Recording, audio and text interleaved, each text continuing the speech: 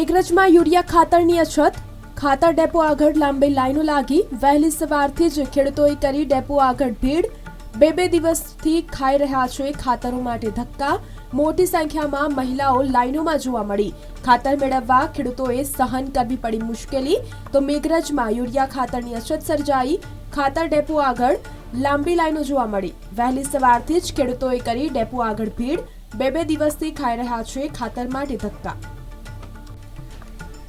મેઘરજમાં urea ખાતરની અછત, ખાતર ડેપો આગળ લાંબી લાઈનો લાગી, વહેલી સવારથી જ ખેડૂતોએ કરી ડેપો આગળ ભીડ, બે દિવસથી ખાઈ રહ્યા છે ખાતરો માટે ધક્કા, મોટી સંખ્યામાં મહિલાઓ લાઈનોમાં જોવા મળી, ખાતર મેળવવા ખેડૂતોએ સહન કરવી પડી મુશ્કેલી, તો મેઘરજમાં યુરિયા ખાતરની અછત સર્જાઈ, ખાતર ડેપો આગળ લાંબી લાઈનો જોવા મળી, વહેલી સવારથી જ ખેડૂતોએ કરી ડેપો આગળ ભીડ, બે દિવસથી ખાઈ રહ્યા છે ખાતર માટે ધક્કા.